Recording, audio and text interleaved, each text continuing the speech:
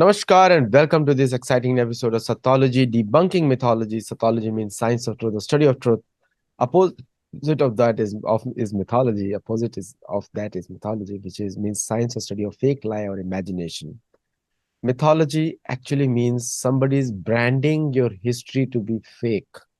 It's a branded term. It's a term which is branded, which was practically used in 1838 for the first time, and it has been continuously being used.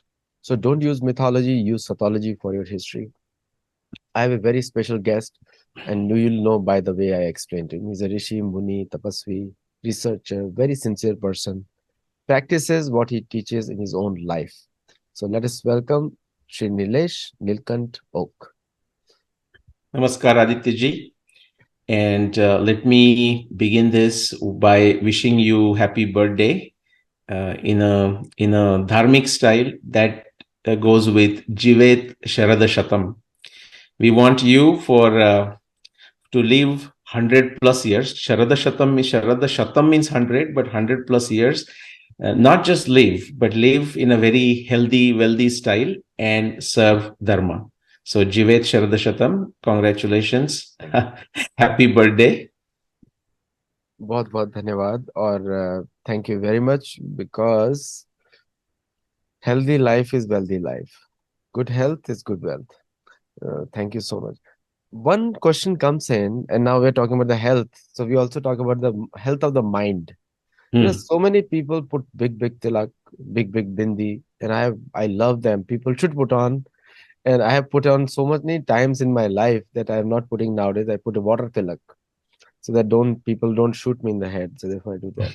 So the question is comes to the here is people make external show of dharma, but at the same time they say, okay, I do not know who is Vyasdev.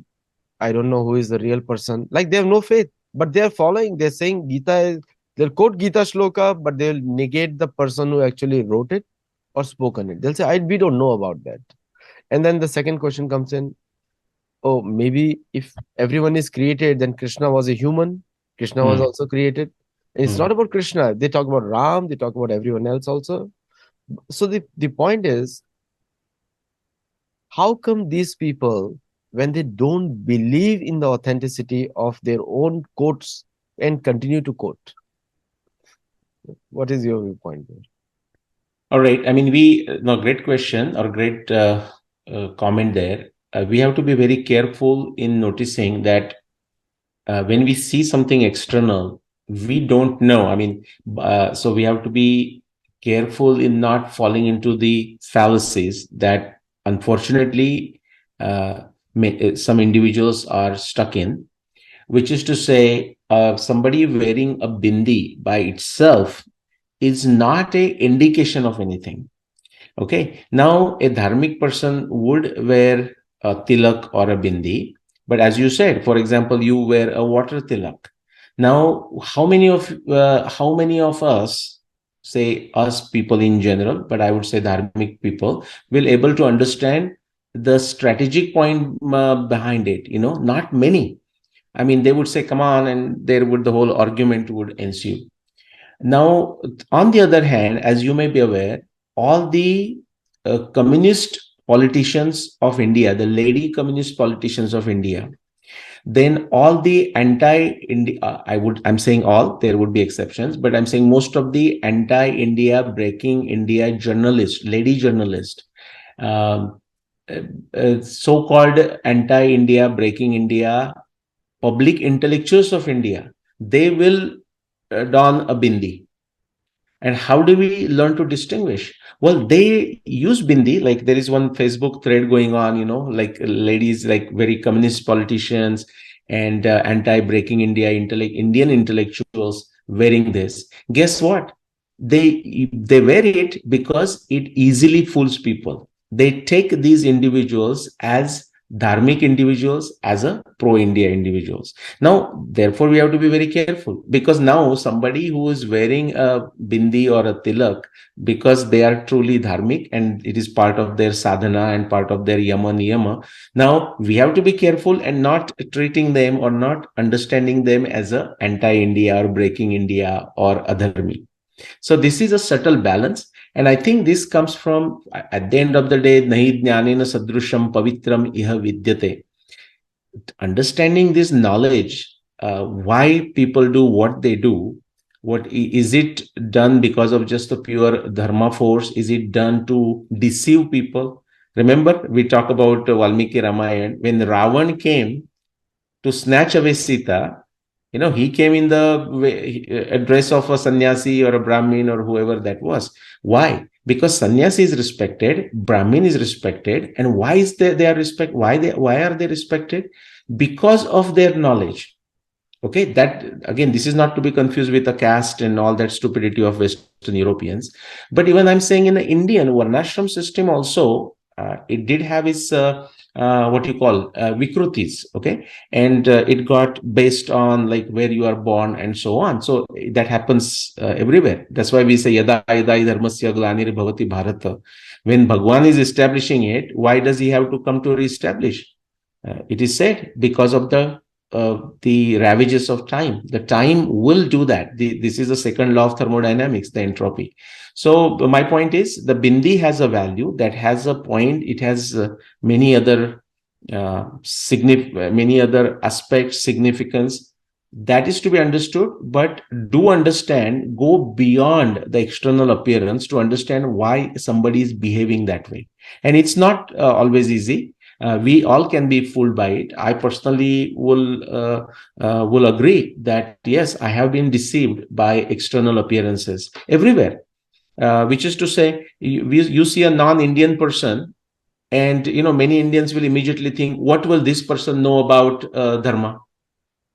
And it will surprise us how much in depth they know, and we may be clueless.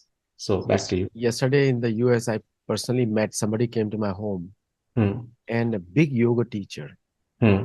And when I showed him the book Transcending the Mind, Yoga Sutra, which is being critically reviewed now, and also people are liking it, the translations. Hmm. He said, I don't believe in Patanjali. Hmm. And he's a big yoga teacher.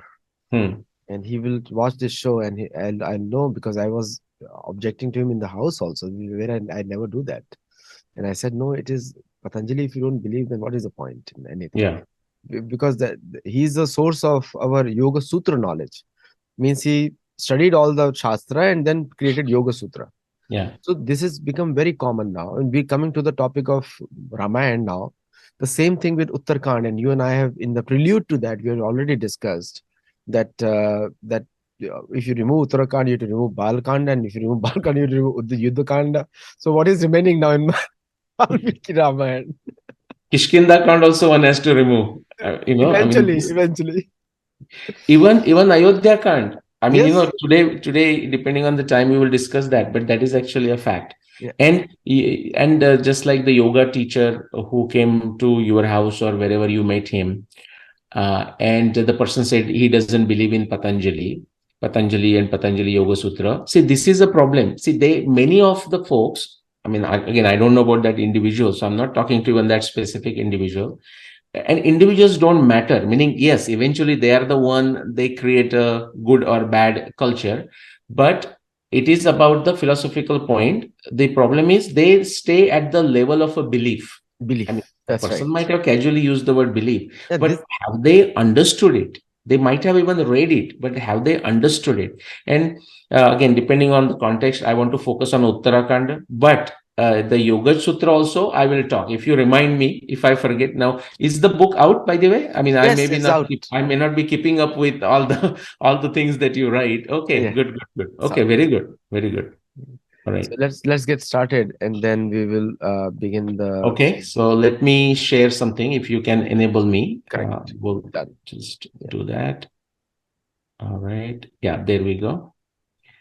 Okay, so Uttarakhand, if you remember, Aditya ji, we have done maybe couple of possible uh, episodes, shows with correct. on Sattology in some context. Yes. I remember the last one we did was I tried to put forward like a Uttarakhand, but Purva Paksha, all the different viewpoints that people have. And we never got back to it. And at some point, we will again do this. But today I want to show this in a certain specific context, and the context is very nice. There is this thread, I think, started on a Facebook, if I remember correctly. The reason I don't know exactly is because a medical professional, a medical doctor from based in Australia of Indian origin, he forwarded that particular post, or the cutting, or you can say copy paste, cut paste, to me.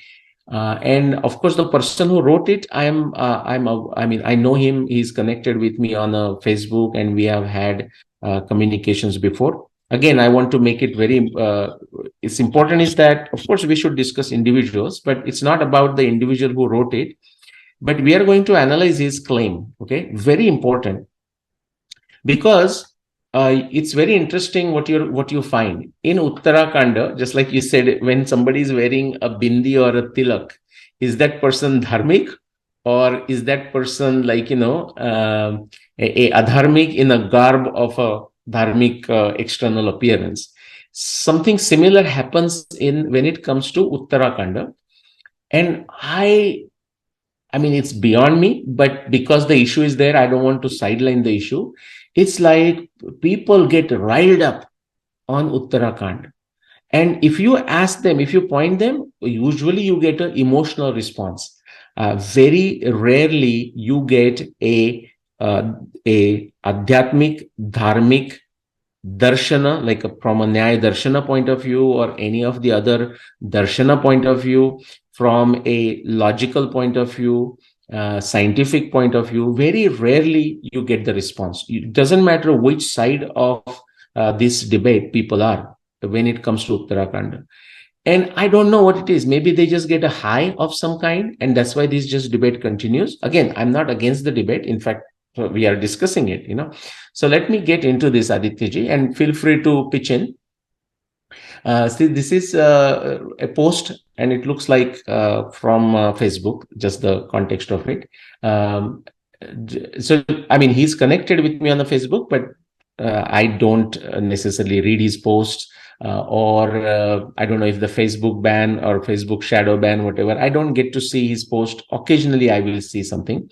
In any case, Jatayu Bengaluru. Okay, so we'll just go with Jatayu and Jatayu G. And he has posted with some other individual, like copied or tagged, what you call. But let's get into what he has written. It's a bit long post, but we are going to analyze this. Very, very interesting, guys. So first statement, it says Uttarakhand is a clear later addition to the original Valmiki Ramayana corpus. This is a well-established scholarly view based on strong internal evidence from the text itself. Okay, this view is irrespective of the controversial and not so noble episodes in it, like Sri Rama banishing the pregnant Sita to forest, killing of Shambhuka, Shambhuka, etc. I want to stop there. So what portion we can agree, or what portion I can agree, and Aditya, if you would like to, after I do this on the first small portion, to pitch in, absolutely feel free. So is Uttarakhand a clear later addition to the original Valmiki Ramayana corpus? I would perfectly agree with him. The Uttarakhand name itself gives up. It says, yeah, so there is this, Valmiki ji wrote it, and then he added, I mean, I have no reason to think otherwise. Then he added Uttarakhand to Valmiki Ramayana. It is part of Valmiki Ramayana, as I see it. Added, the word Uttara itself means Purva and Uttara. It definitely came later. In that sense, I can agree with this individual, Jatayuji. There is now, he says, this is a well-established scholarly view. I do not consider that as a well-established scholarly view, number one. I mean, who are these scholars? I would definitely like to know their names. And definitely more than their names, definitely like to know, because he goes on, and I'm so glad he wrote it that way. He says, based on strong internal evidence from the text itself. I would love to see that evidence. In fact, I'm going to mention one, Aditya ji. For example, now Jatayuji has not mentioned it, But for example, when a grantha is completed, sorry, I'll give you a chance there. I mean, please pitch in. When the grantha is completed, usually there is a falashruti, right? And so you do see the falashruti at the end of Yuddha Kanda. I know that many people who are in support of Uttarakhand as some interpolation or of that kind of thing, they use that. And I'm saying, okay, that's a good argument. Oh, hey, bravo, bravura, But then I will tell that actually this is not exception. There are many ancient Indian texts where the grantha continues, but there are falashrutis in between. There are many examples, but I will just take one prominent one, and that should be sufficient. There is no need for additional one. Although, when Ashwini and myself were walking yesterday, she gave me like a couple others. But the subject will get bigger, so I'll not go there. Which is, for example, at the Karna Parva, at the end of Karna Parva, there is a falashruti of a Karna Parva. But then the Shalya Parva and Sautik Parva and Stri Parva and Shanti Parva and Anushasan Parva and what is that, Ashwamedha Parva, Ashramvasik Parva, it goes on. So that's not the argument that just because there's a falashruti, it's the end of it. On top of it, Uttarakanda tells you that it is an addendum, but addendum by who? And therefore, if Vyasa decides to do it later, sorry, Valmiki decides to do it later, like me adding something to my book or appendix, so Uttarakanda can be seen as appendix to Valmiki Ramayana, just like Harivamsha, Khila Parva is an appendix to Mahabharata. Adityaji, you wanted to say something? In the beginning itself, Valmiki Ramayana, it says Tathottare, Shatakande Tathottare. Means after six kanda, he writes the seventh kanda. So that is also if they're considering Falashruti as an argument, they should consider that also as an argument. Both Correct. sides should work. Yes. Logic goes Okay. both. And we will, when by the time we complete this page, you will see his other argument. Okay. And it's a decent argument. Only I will tell you the Nyaya Darshana fallacy with that thing. Okay. A significant from a Nyaya Darshana point of view, a significant fallacy. Now, I said it's a mild rebuke as opposed to a very strong rebuke, because, he even, he and me had some discussion, some other point, I think related to Mahabharata dating or something else. And or maybe some other subject. And he said, oh, the Nyaya Darshana doesn't apply here. And then I took a time, and I have it in my blog. I showed him how and why the Nyaya Darshana applies to almost every single statement or every argument he was making. And I gave the specific references to from Nyaya Darshana text. Okay. So anyways, but let's, so good point you said, like it is there in the Balakanda, but let's, when we complete, you see what could be his argument. Again, he has not said it here, but what could be his argument against that? I mean, how he will defend that point of view, we will see that. So clear letter addition, I mean, Adityaji, would you say that you would agree if it is understood as would you agree with me, and you don't have to agree with me, that it is a later addition in the sense the word Uttara itself tells you that yes, it is at the last part, and the nature of it is slightly different, which is to say there are some other aspects which Valmiki did not cover. Who is Ravana? What is his conquest and different things, his Vanshavali, and so on. Those some other loose aspects that were not covered in the main narration were covered there, which is how we do appendix to a book. Yeah, Valmiki was an inventor also. Not even just a rishi who's like he invented the shloka baddha writing. Correct. He's an astronomer par excellence. Astronomer par excellence. We have done one show on Valmiki, which has already gone live. People can watch him. Who is he? Yeah. And secondly, he is a very accomplished yogi. Yes. And he is blessed by Brahma to write in a unique style. Shloka baddha writing is started from Valmiki Ramayana. And which is followed through later when the Vedas were written down, it is followed through that. Before that, the Vedas were Chanda. Chanda means long proses. That's why we call it Adi Kavya. At least as far as the surviving text goes, Valmiki ji gets that title, Adi Kavya, right? Adi Kavi. Adi Kavi. So the Mahabharata is called Mahakavi, Mahakavya. The difference there, right there. Correct. Original Kavi Valmiki Ramayana. In our experience, we don't Adi know. Kavi, correct. Correct. Exactly. That's a very important point in our experience, because we cannot talk about what we don't know. If there were many other texts, and I'm sure there were and lost, but let's not, there is no point speculating about it, you know. Correct. Okay. So let me continue. Okay. So that's first part. And, important point he's saying is, at least in his mind, he is not taking this view because the fact that Uttarakhand has the events mentioned, narrations mentioned, such as Rama banishing the pregnant Sita to forest or killing of Shambhuka. And you know what? I just get tired of these two. I mean, guys, what's the problem with that? This is, we're talking something happening 14,000 years ago. We don't have all the details of all the things that were happening, whether with the Shambhuka or whether with Rama sending Sita to the ashram. I mean, we just don't have all the context. And even with the available context, we can explain it. We can, what you can say, logically explain why Rama would have done that, and so on and so forth. By the way, Aditya you would remember that same Uttarakanda, I will come to that. Same Uttarakanda, by the way, mentions when Valmiki ji finally shows up, Kushalava come, they do the Gayan of Ramayan, and then Valmiki ji comes, Rama accepts his mistake. It is there in Uttarakhand. Now, in what context this is important? Just let me quickly read and come to this another highlighted line. Then Jatayuji says, it is to be noted that Rama Bhaktas from all regions of India, from Tulsidas to Tyagaraja, have not mentioned Uttarakhanda episodes in any of their stotras or hymns to Sri Rama. Okay, and I'll just stop there.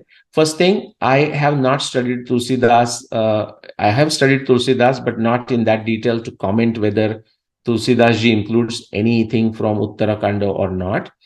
And I'll tell you the contradiction, by the way, okay, of Jatayuji's argument here in just a few minutes. And do remind me, it has to do with a Tulsidas or both Tyagaraja, for example. But let's accept his statement there on just a face value, that assuming that is true, I do not know why Tulsidas may not have picked up Uttarakhand episodes for his stotra or hymns to Sri Rama, and Tyagaraja may not have done that. But with Tulsidas ji or Tyagaraja using Uttarakhand events to do stotra or not, that by itself doesn't prove anything or disprove anything. That's number one. Because all of us, we are a bhakta of a different kind, even within the Rama bhakta. Bhakta of a different kind. Artha Jidnyasu, Artharthi, Jnanicha, Bharatarshava. We have different inclinations when even we do Rama Bhakti. And he says it is to be noted that Rama Bhaktas from all regions of India, Tulsidas and Tyagaraja, they have not mentioned. I would say, well, Aditya ji, are you not a Rama Bhakta? I mean, and I am a Rama Bhakta. And I know many Rama Bhakta. I'll say Yes. Dr. P.V. Vartak, and I mean, I just mentioned that in Jai another Shri Ram, context. Jai Shri Ram. Jai Shri Always Ram. Ram Bhakta. Jai Shri Ram, right? So, and I do not consider any problem with Uttarakhand. Do you? You don't? Yep. I don't consider Uttarakhand is genuine. Genuine. Part of it. So it's like a very blanket statement that's saying Rama Bhaktas don't do it, but Rama Bhakta like Tulsidas and Tyagaraja may not have done it for their own inclination. In fact, we know that Tulsidas ji, when he is writing Ramacharita Manas, some of the tough conversations that are happening in Valmiki Ramayana, Tulsidas has sidelined or softened those conversations. I'll just quickly give one example. When Vishwamitra comes to Dasharatha, when Ram is about 16 years old, and ask Ram for protecting the yajna. Okay, it's not initially that Dasharatha says, oh, I'm so happy and I'm so delighted, let me send you Ram and also Lakshman. That's not what Valmiki Ramayana says. In fact, he became unconscious. And then Vamadev, Vashishta, whoever, they have to really prop him, saying, Dasharatha, Vishwamitra is a great guy and Rama will benefit from it, and so on, so benefit from that association. All of this, Tulsidas ji has simply turned this into two-liners and said, for example, people can go and read it. Like Dashrath, Vishwamitra came and asked the Dashrath for assistance of Rama, and Dashrath was so elated. He said, so I'm so happy. Now, which means what? It has to do with the inclination of a Tulsidas ji's mind. He doesn't want to get into that thing because it is written for a bhakti purpose, Ramacharita Manas. Okay, people do their own interpretations. with a certain strategic point of view, and Tulsidas ji did a phenomenal job of it. But therefore, expecting Tulsidas ji to always keep up with the aitihasic accuracy in his stotras, forget, I mean, even Ramacharita he has not done that. To expect that in the stotras and hymns is not even fair. Okay, so that's my point. Tyagaraja I have not studied, so I cannot comment on it. But the next point that I have underlined, Adityaji, as this whole kanda does not add any glory to him as in Rama. And I would say I completely disagree with it. The details of Uttarakanda are so useful, provide so many insights to understand the greatness of Rama. For example, otherwise, so, I mean, we can take this instance. Otherwise, Rama, simply if he wanted to get Sita back, he could have done it in a couple different ways. Okay. But the way almost like they want to, I mean, Ram want to, on behalf of his Praja, you can say, get rid of Ravana. Remember, even before Sita was snatched, if you remember the conversations, like, and that which starts with even Vishwamitra, Subhahu and Marichi, right? It starts there. Like they are disturbing the yajnas, they are disturbing the sustainable processes. Okay, they are after like only plunder. That's that kind of thing is happening. All the rishis at the Chitrakuta, they say, hey, please, Ram, Bhagwan Ram, I mean, Ram, we want you to do something about the Vidvamsa and the torture that is created by Rakshasas. So this is all happening even before Sita was snatched away. And to understand this context, which is already given there, but in a more appropriate form or with additional details and insights, that happens because of Uttarakhanda. So I disagree. There is no basis to say that therefore the whole Kanda does not add any glory to Rama. Now, it can be Jatayuji's subjective conviction, and I have nothing to say about that. Anyone can, in their own personal world, they can believe in whatever they want. But as a statement to be taken as an objective reality, that is not correct. Do you want to add anything before I go to the next one, Adityaji? I don't think so. You can continue. Okay. Okay, so then let's go to the next one. They never felt true belongingness to this kanda. That's possible. I mean, Jatayuji is making a comment on behalf of Tulsidas ji and Tyagaraja. I mean, that is his subjective view. I have not seen a objective proof of that. In fact, I have said how Tulsidas ji has even taken not so controversial in the context of Uttarakanda incidents such as Vishwamitra coming and asking for assistance of Rama to Dasharatha, and how he has modified that incident. Okay, so I would not be surprised if for whatever reason, I don't know, Tulsidas ji decided not to do it. And I don't know if that is true in the first place, but even to give a benefit of doubt to Jatayuji, that maybe there are no stotras based on Uttarakanda by Tulsidas ji, I would say, well, that's true about even the Balakanda. And that's true about the many other kandas. The way, if you put Valmiki Ramayana side by side with Ramacharita you will see that, because the intention is different. That is a Adi Kavya, that is a Arsha Kavya, that is a Itihasa. Tulsidas ji is taking the Itihas as a foundation for bhakti. So the whole flavor, the what you can say, the inclination, the whole mood is very different. Just like Bhagavad Puran is also talking of Krishna, but the mood is a bhakti.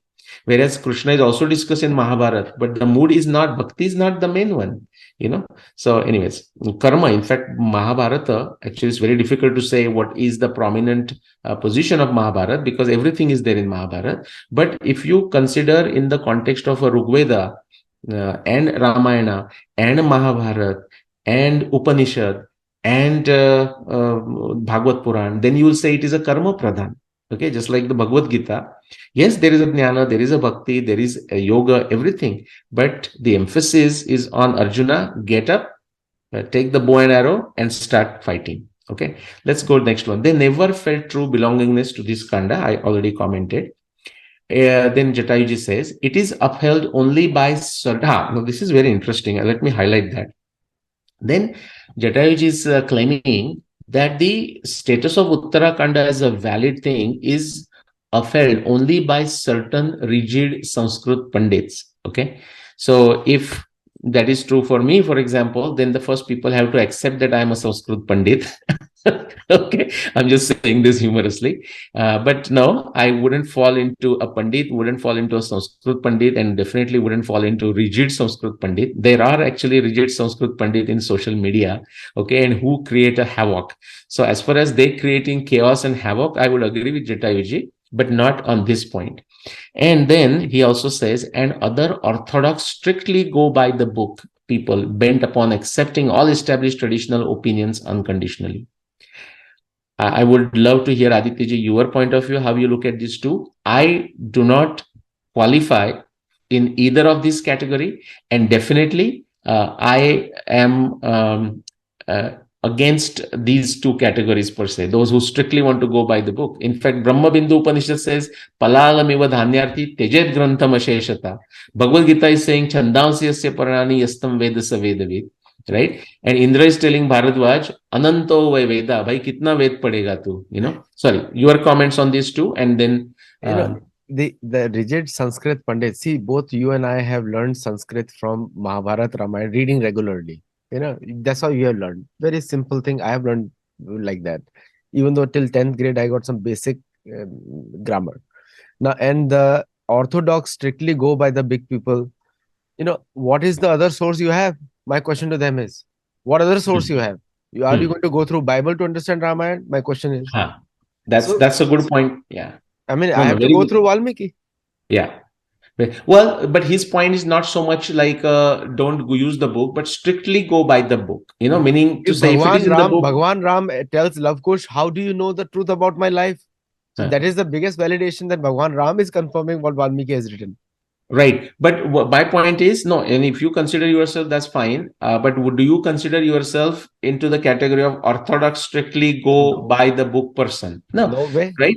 Because Viveka Buddhi has to be applied, right? Because we don't have all the details. Ramayana is in Mahabharata, Ramayana is in Bhagavad Puran, Ramayana is in Mahadevi Puran, Yeah. Ramayana is here.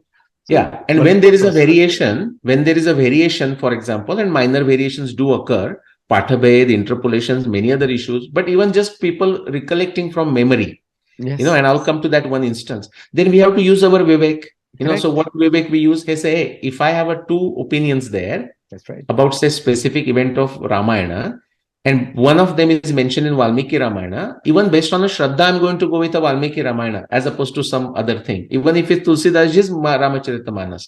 Now, in subjective So, judgment, somebody will say, yeah, go ahead. Nilesh ji, one more thing is like Vivek Buddhi develops through a certain yogic process. Of course. If you have not followed the process, you cannot have Yeah. Vivek.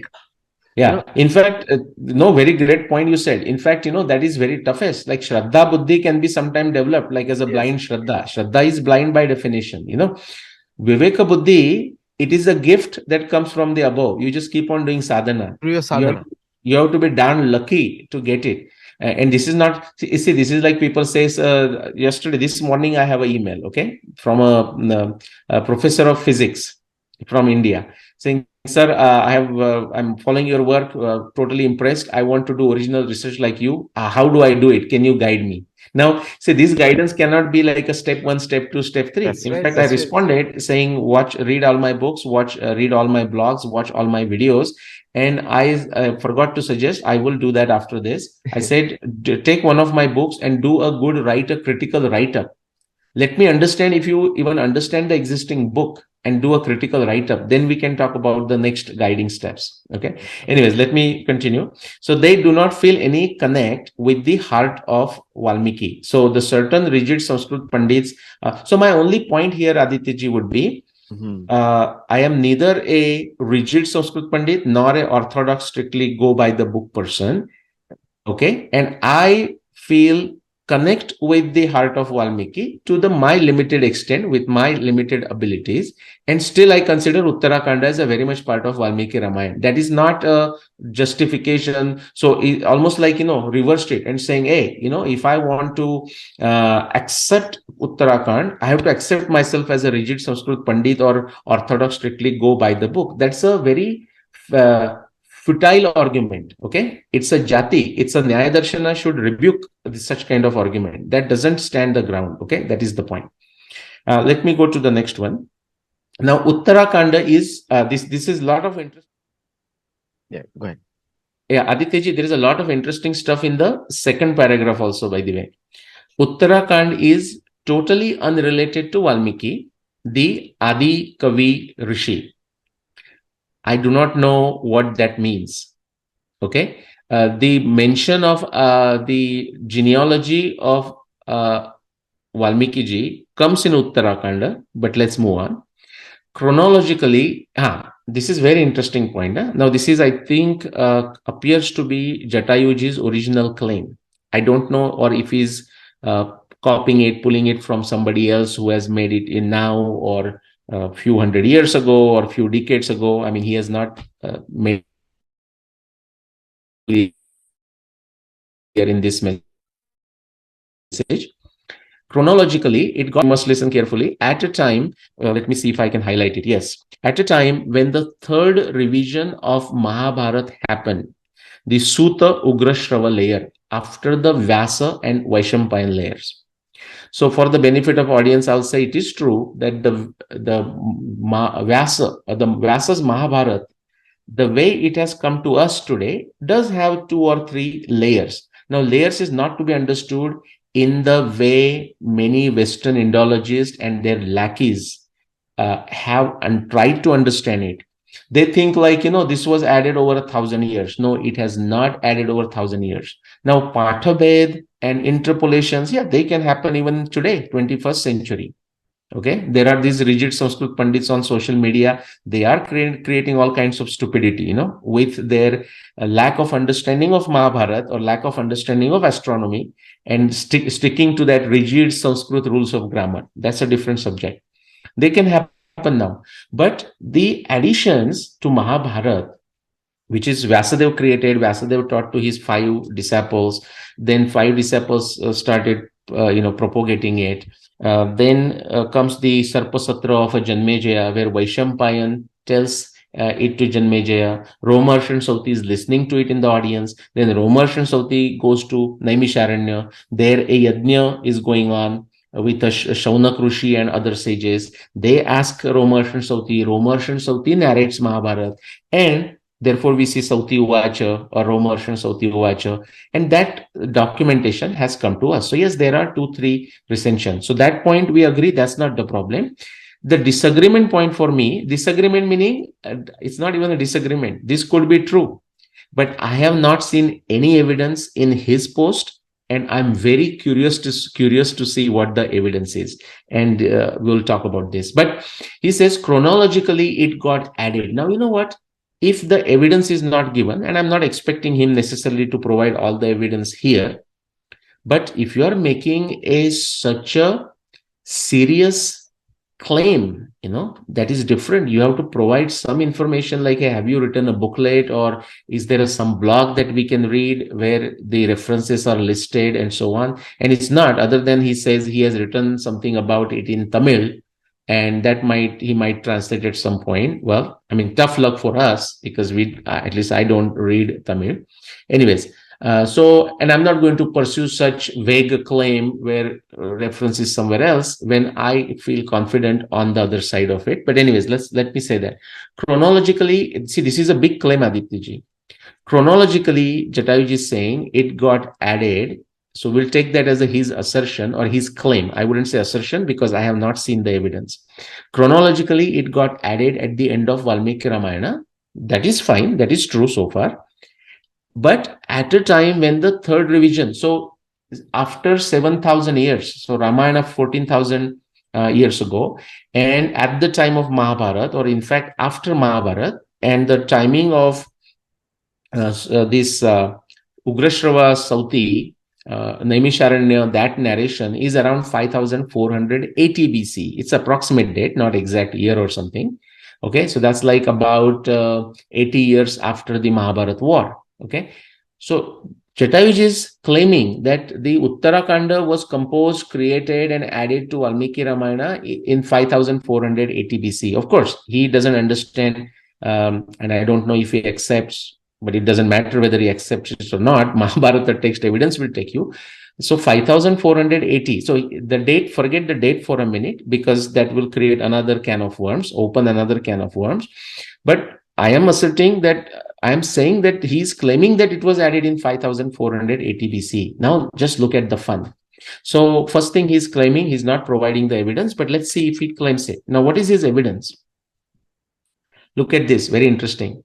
The reference to Uttarakanda episodes in the Ramopakhyan, this is another claim, by the way, another big claim. First is Uttarakanda was composed.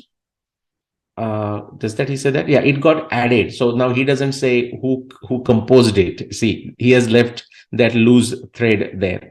But he says added. But if by added he means composed and added to Valmiki Ramayana, he's saying that happened just after the Mahabharat war. Okay. And then he says the reference to Uttarakanda episodes in the Ramopakhyan of Mahabharat in the Vana Parva is due to this. Okay. Now, what kind of argument is that? This is not even a logical argument. For example, the reason we have Uttarakhand. Oh, before even I go there, let me mention that.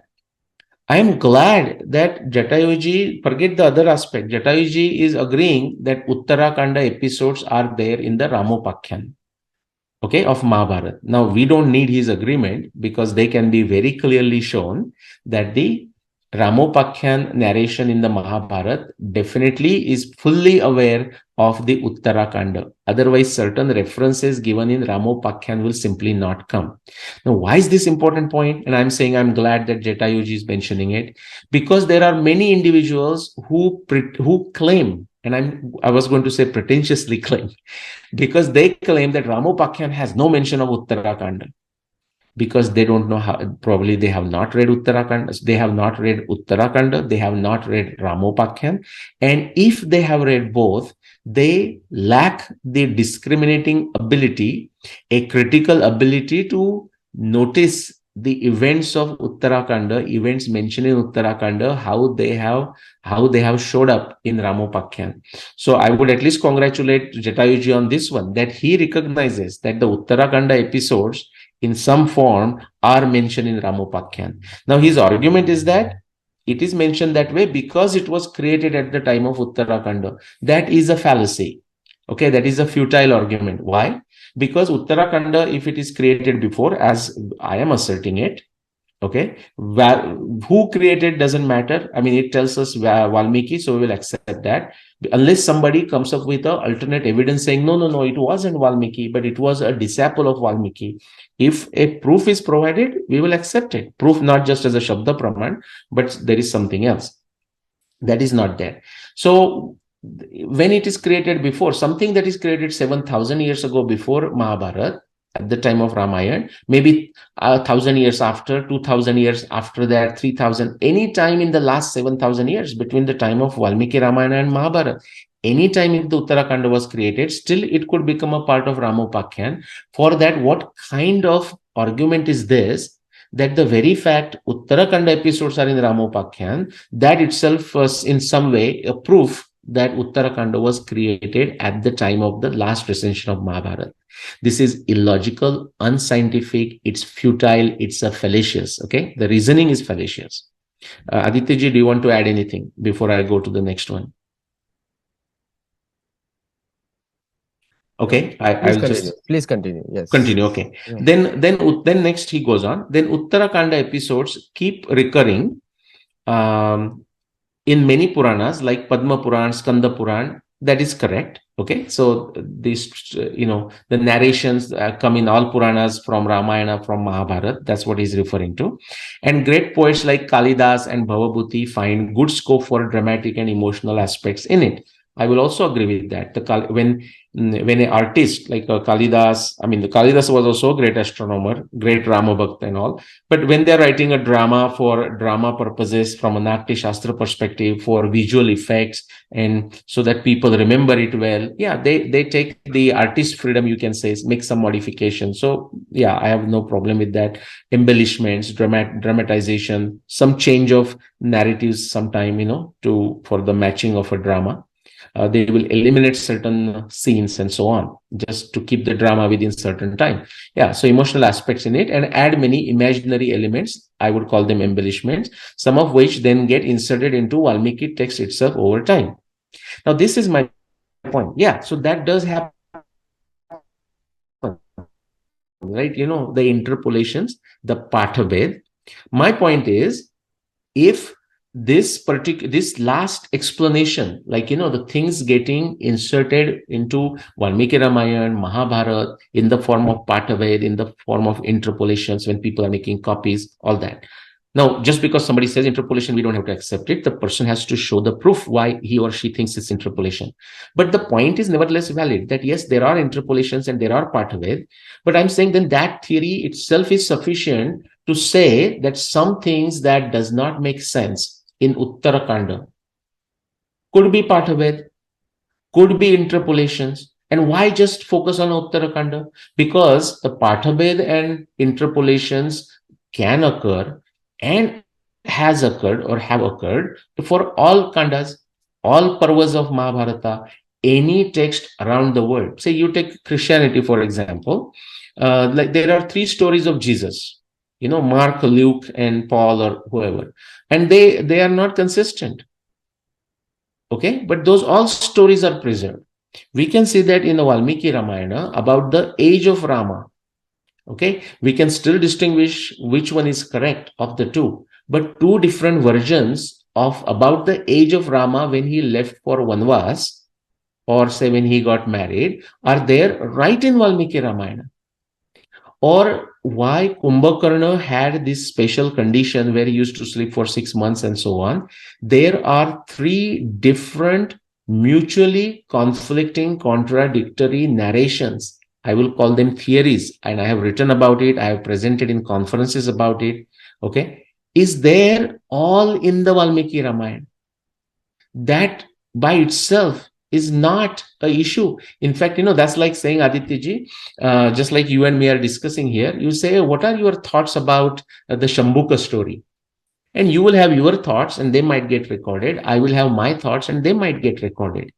Okay, there is nothing wrong if there are 2 points of view getting recorded, and so that it could be like that. It's like some uncurable disease or some unique disease, like the way the condition of Kumbhakarna. Some person would have said, hey, I think this is what I've heard, it is due to hormonal imbalance, and other person will say, well, it is actually was due to curse, it was there right from the beginning, or it happened when he did that fight with somebody else, and then he was injured in the yuddha, and after that he started having this episode. So there could be all these three different views and they could be reconciled or not. But none of, so here this is a fallacy, or not fallacy even, this is a nigraha sthana, the point of rebuke from a Nyaya Darshan perspective is saying, when you want to explain a certain specific aspect of it, you do not give two hetus. Nyaya Darshan says that is basically a point of rebuke, point of a defeat. Either this has happened because Uttarakanda was added at a later time, like the time of Mahabharata, whether right or wrong, but that's the argument, or the variations and some of the things that does not add to the glory of Bhagwan Ram as Jatayuji feels, that could be because of some of the interpolations or a Pathabhed or whatever, but not both. Now, that is not to say that both are not true. Both could have happened, but they should not be invoked in at the one same time, because the second one is done not just for Uttarakanda. This getting inserted into Valmiki or Mahabharata, that is a argument for talking about the Pathaved and interpolations. But that is not the argument he is making. He is making a strong claim that Uttarakanda was composed, created, added to Valmiki Ramayana at the time of Mahabharata.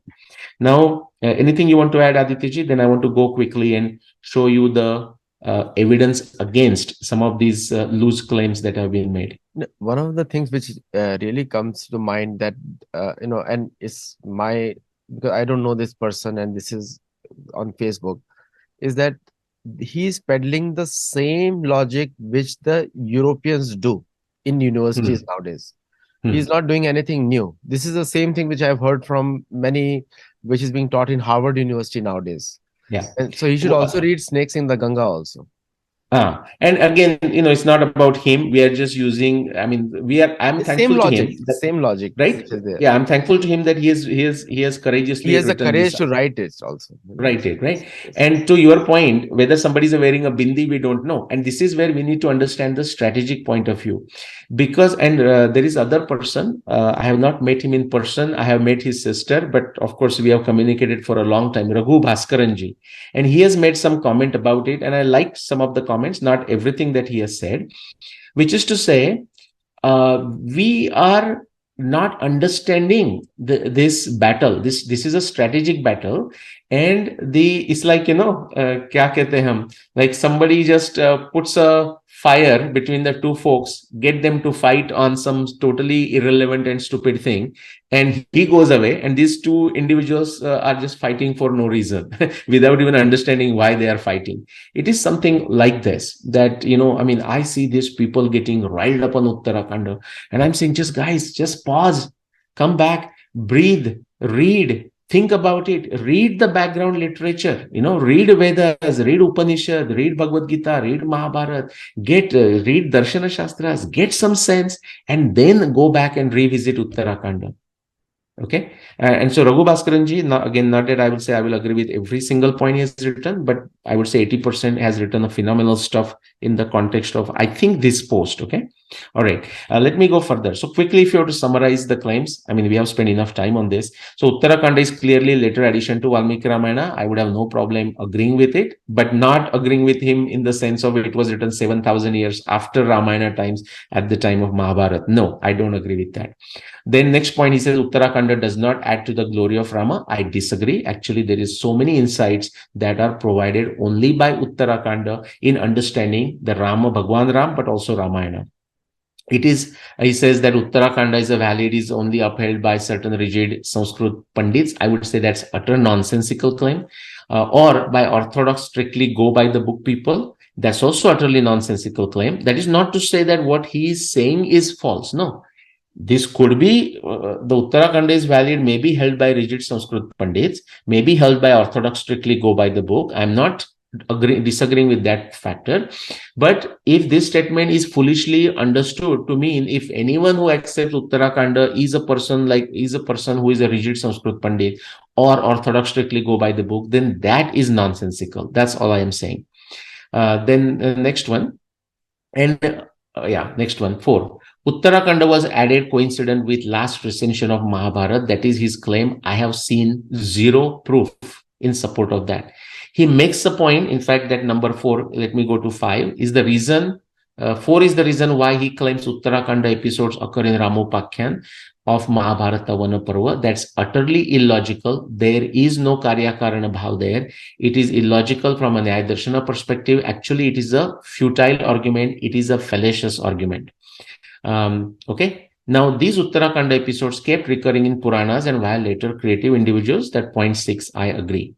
Now, what I like to say is that assuming he can furnish the proof, or whoever's claim he is stating it, truly furnish a objectively testable proof, and that Uttarakhand was indeed created at the time of the last recension of Mahabharata. Actually, there are ways to test it. Okay, because of the time, I will not go into them. I have stated those somewhere else, and people can listen to my talks there. But then quickly, I want to mention this point. In the context of Adityaji, the strategic business, the strategic reason why Western Indologists have riled up these semi-literate dharmic folks, okay, on just discussing Uttarakhand without even understanding why the hell they are fighting about this. And Raghu Bhaskaran has written very well about it. I liked what he wrote. And I'll not summarize it. I'll encourage people to go to Facebook and read Raghu Bhaskaran's post. But the interesting thing is, all the evidence of, let's just separate, because we are discussing Uttarakhand. This is my last point, Adityaji. So let's take first 6 Khanda. If you look at all the evidence, astronomy, non-astronomy, paleontology, hydronomy, geophysics, geology, geochemistry, agriculture, oceanography, climatology. If you take all that evidence takes us to 13 millennium BC for the timing of Ramayana. Now, what is interesting is if you take the evidence from Uttarakhand. Okay, what I'm just quoting here, and I'll not go into the details of it. People should read my book, The Historic Rama, from Amazon, or 12,209 from Subbu Publications. These references I'm quoting are from Uttarakhand. And guess what? They beautifully, in a scientific fashion, logical fashion, solving a jigsaw puzzle, beautifully, nicely fit, validate, corroborate all the remaining 600 plus references from the first six kanda, all of them leading to again the 13th millennium BC. So what does that mean? That more very likely, and we have no reason to think otherwise, that Uttarakhand, yes, definitely it's after the first, but then it was very much a contemporary to Valmiki's time, done by Valmiki, maybe his Shishya. Now I'm not speculating saying that by his Shishya, but assistance can be understood, just like we are looking at the four recensions of a Mahabharata, something like that. But there is no evidence of it. So why even say Shishya? I mean, I'm willing to accept that if somebody says it and shows the proof. So by Valmiki.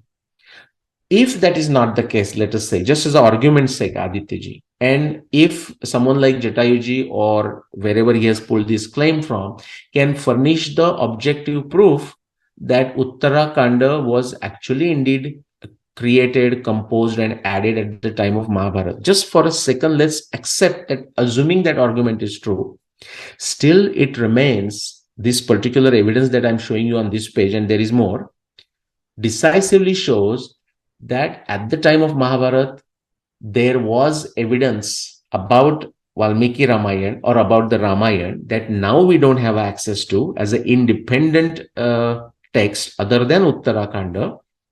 And that evidence, so at the time of Valmiki, at the time of Mahabharata, they exactly knew when Ramayana happened, because these references only take you to 13 millennium BC and nowhere else. Okay, so assuming he can ever prove that, I'm willing to give a benefit of doubt, but still the fact remains. So he has to accept that for 14 millennium BC. Okay, now what is interesting, Adityaji, the reason I'm saying this is there is this whole leftist idiotic postmodernist brigade. Okay, and they always try to poke holes, try to rile up the dharmic folks and so on. And I just recently had a interview with a Indian Express reporter, and I told her, I said, see, from a leftist point of view, anytime they try to pull a certain event, incident from Ramayana, and then say, look, this is oppressive culture and all that stupidity. Well, okay, in their subjective judgment, if they want to do it, they can do it. Okay, they will do it. They will not wait for you and me to give them a agreement or something. But they have to, which they will not do, by the way, the next part. But if they are quoting from Ramayana, they cannot selectively quote, which means they have to accept this particular behavior, whatever the events happen that they are quoting and showing how the culture was oppressive. They have to accept that that culture existed, civilization existed with all those descriptions more than 14,000 years ago. Then immediately they run away, okay, with a tail between their legs. So why I'm saying this, Adityaji, because with these kind of extremely adharmic people, we have to play the game even in the language they use and even in the language they understand. Now, they will not accept it. They are going to run away. Okay, just like the trolls that talk about my dating. As soon as I ask them for a debate, they run away, tail between their legs. Okay, so that's why the evidence is there, very objective evidence. You cannot skirt away this evidence. You cannot go away from this evidence. I'm almost done. Quick summary. So Uttarakhanda, as the name suggests, is indeed a later addition to Valmiki Ramayana, but not at the time of Mahabharata and not like 1,000 years after or anything. No, it's immediately within, say, 100 years or so, or even less, 10 years, 15, 20, 30, something like that. Uttarakhand provides enormous useful and relevant information to understand Ramayana narration and the context. It's not a waste of time, and it does add to the glory of Ramayana and Rama. So I disagree on that point of Jatayuji.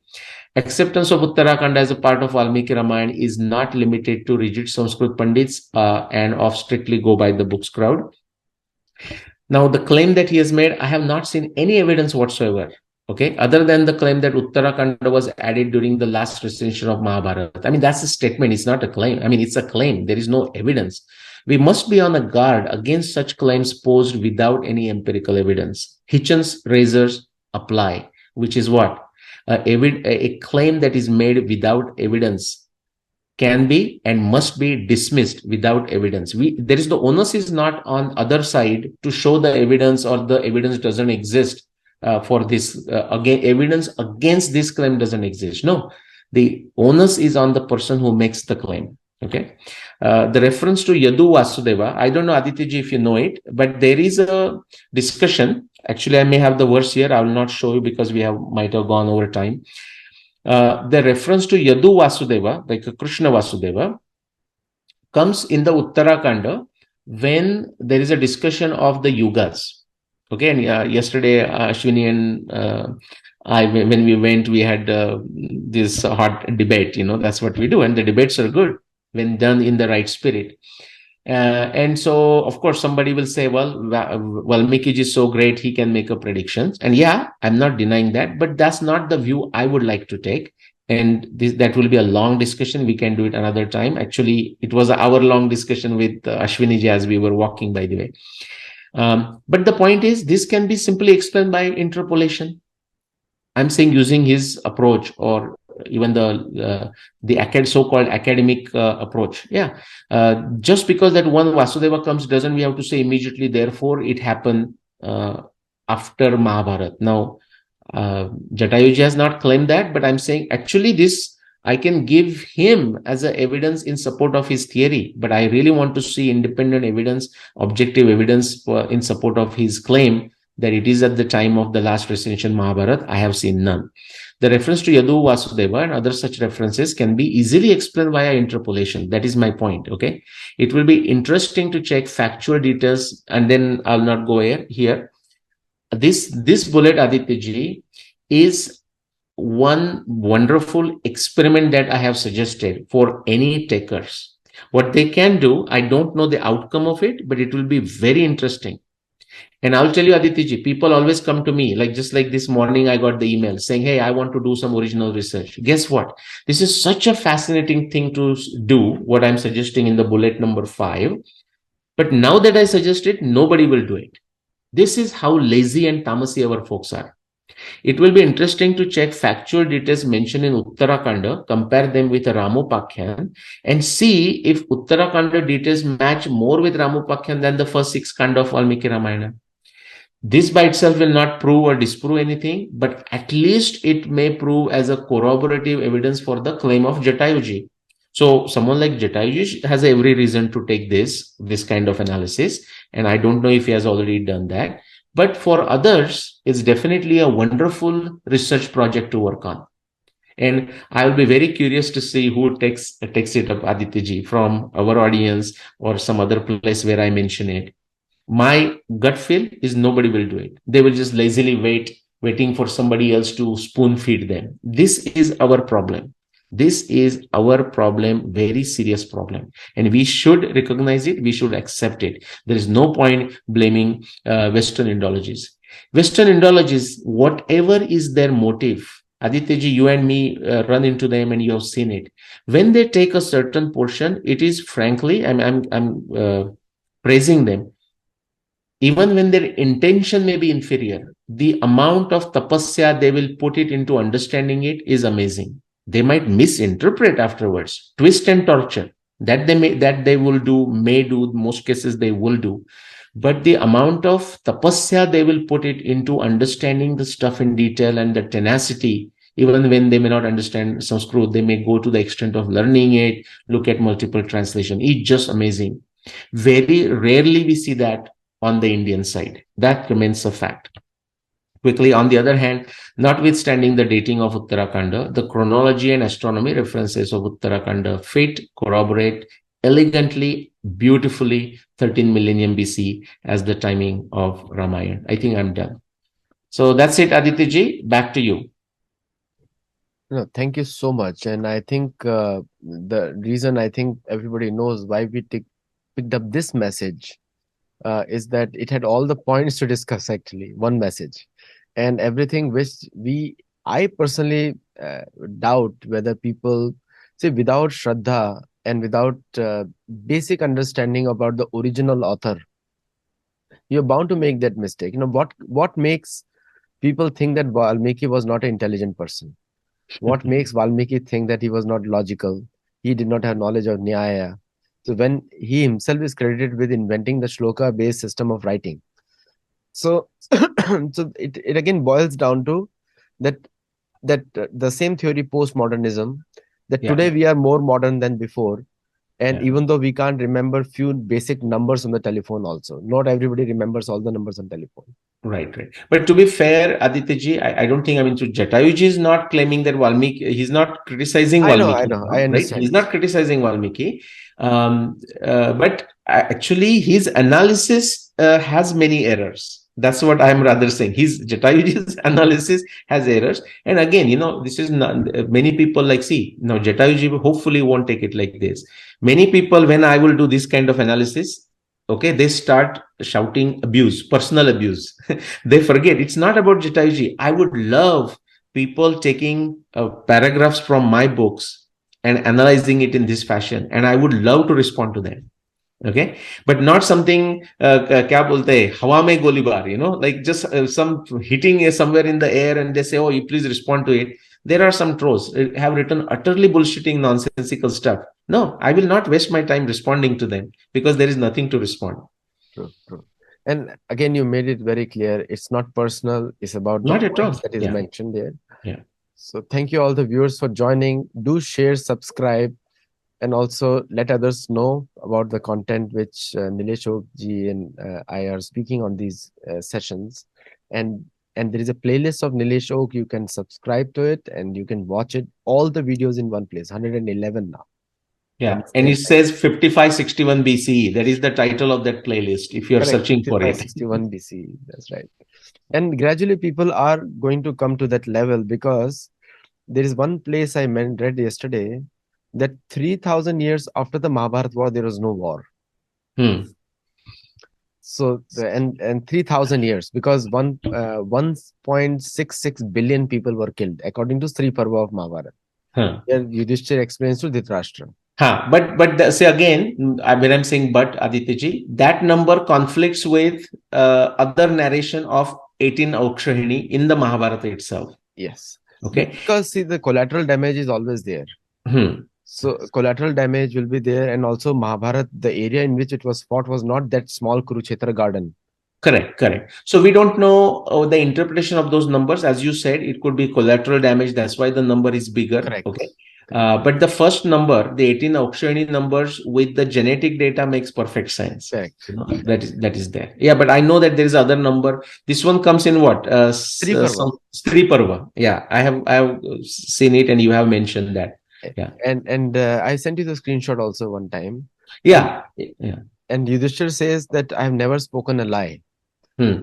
And Dhritarashtra says, yes, I know that. And then he explains to Dhritarashtra, this is the total count now. Right, And he goes right. exactly like 520, like it's not Correct, just correct. The last number, like down to the last second, I down to the mean, last digit, number. not 73.42 Yeah. human beings. But yeah, I know what you mean. Exactly. Like last to the digit number. 20, Uh, last 22 zero is comes there. Correct, correct. So, people can take this on the basis of a Shraddha, or they can look for a Pramanya and then quadrangulation, triangulation, and so on. But the information is there for people who want to study and research on it. People do not, one thing they don't understand that this is when the main war is being fought in one area, there are multiple wars happening in around the Jambudvip. Hmm. So that's why it's called Mahabharat 18 days war. But it's not Hmm. just one area because it was a Hmm. fight everywhere else also, which Hmm. is not captured because main Yodha were not there. Hmm. Okay, So so you are suggesting now where does this description come? Definitely they don't come in it Mahabharata. is So a maybe in it is a other. darshan. Somebody has given darshan. Okay.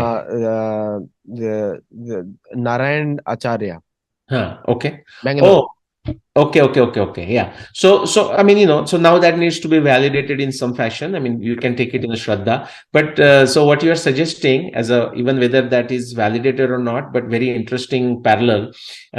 What you are saying, the war going on around the world. Remember when the English and French used to fight in Europe? Correct. English and French colonies in India used to fight among themselves too. Exactly. Because there Yeah. were factions everywhere. One side Kaurava, one side Pandava, and people were fighting everywhere. Right. Yeah, otherwise they used to be on a friendly terms, the colonies, because Correct. against the natives. But Correct. when they are fighting, then these guys will also start fighting. Yes. Yeah, very good. That Thank was you a and good, namaste. good. Yes. Namaskar.